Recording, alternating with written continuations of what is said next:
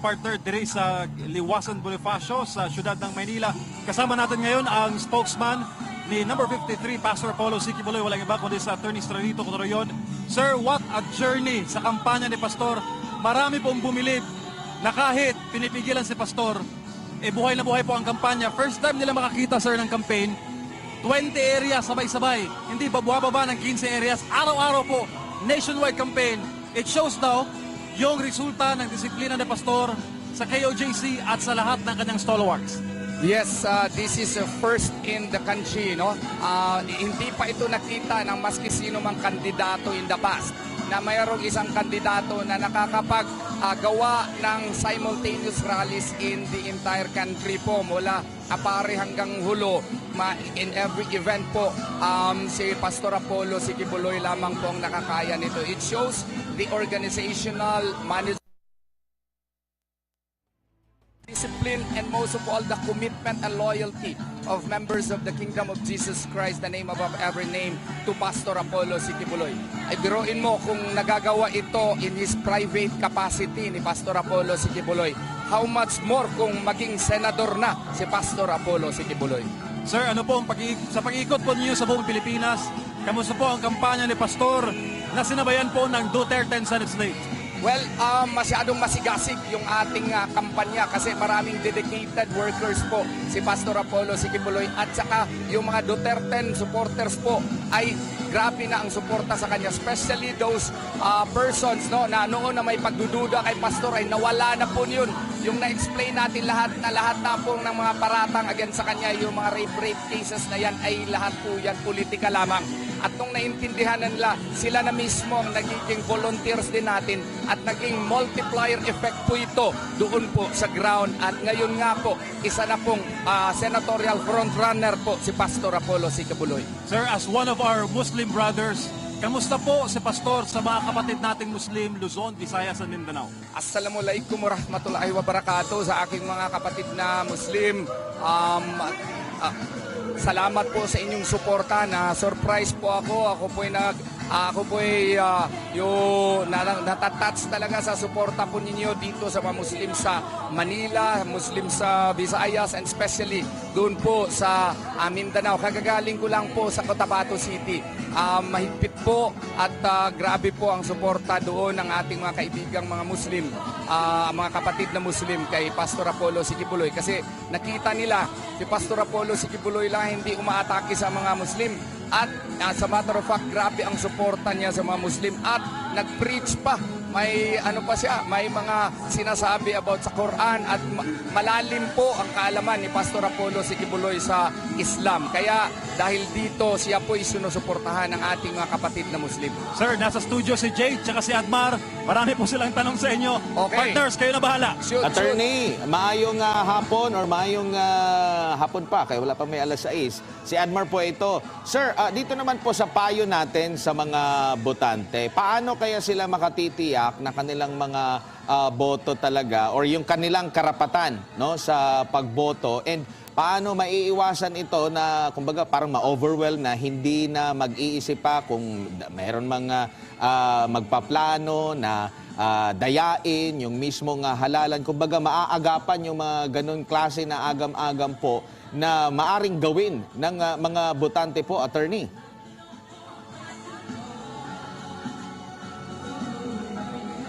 Ganito, no? Alam nyo, tayo po ang naging forefront dyan dahil po sa request ni Pastor Apollo C. Quiboloy natin, no? Tayo po ang naging lead counsel doon sa petition po for prohibition and mandamo sa Supreme Court, para ito hindi atake ito sa COMELEC, para sana magiging buo yung tiwala ng ating taong bayan doon po sa proseso ng eleksyon. Kaya nga po, pilit po natin na i-implementa sana yung Section 31 ng RA 9369 kay para meron sanang manual counting on the precinct level. At mukha pong hindi po mangyayari yan despite our efforts. So ganito na lang po, lahat po ng mga botante natin, yung mga Duterte natin siguraduhin po natin nandun tayo sa presinto at bantayan natin. At saka pagkatapos ng boto nyo, meron kayong VVPAT po na makikita.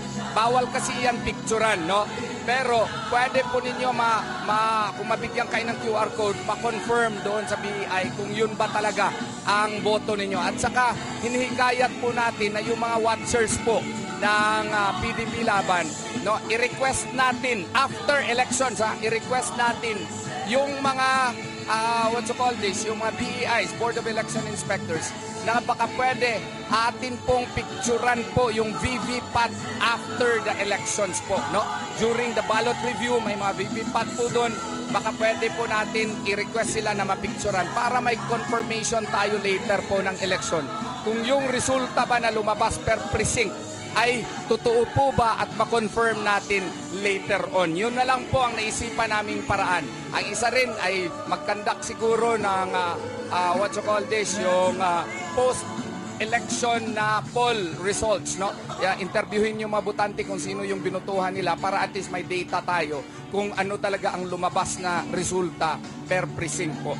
Attorney, huli na lamang Yun po, ang sabi po naisipan ni natin, kaibigang sabi po Adman. ni former President Rodrigo Duterte na kung hindi man lang iboboto yung Duterte, ay kalimutan na rin siya.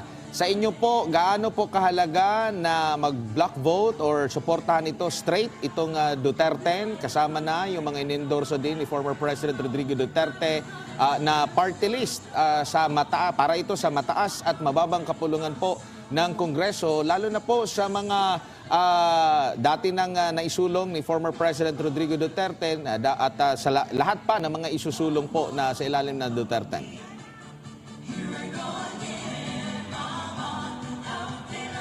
Well, insofar as the Senate is concerned, let me emphasize the fact na kailangan talaga mag-vote straight tayo. Bakit? Kailangan ng fiscalizers ang current administration. Kailangan na merong susulong po doon sa Senado na mga tamang batas na nakakatulong sa atin. At kailangan na meron ding mga senador na mag-initiate na mga investigation in aid of legislation. Yung vis-a-vis the policies that are questionable, no, and that are being pushed by the current administration. Importante po yun na meron tayong fiscalizer sa administrasyon na ito. Second, may napipinto po na impeachment trial si VP Sara Duterte. Kailangan na meron tayong mga senador na itatayo po kung anong tama. Kung na sila po ay magiging real senators that would defend the interest of the Republic of the Philippines, and kailangan natin sila para depensahan po si Inday Sara Duterte. At saka sa magiging mga pulisiya din natin, kailangan yung mga senador kasi sila po ang binibigyan ng power ng ating bansa na magkumpuni ng mga magagandang batas para sa ating bayan. Sa House of Representatives naman, nakita na ninyo kung gaano kasama yung Quadcom, Tricom, no? Kailangan na mabutuhan natin yung mga party list na identified kay Tatay Digong para sila naman yung magiging counterbalance doon sa mga congressman na masyado pong kumikiling dito sa present administration. We need these party list congressmen, and we need those congressmen who are sympathetic to the interest of the Filipino people and sympathetic likewise to the interest of Tatay Digong. Kaya para meron tayong lumalaban doon po sa House of Representatives. Attorney, dagang salamat po sa ulitin. Ingat po kayo. MJ?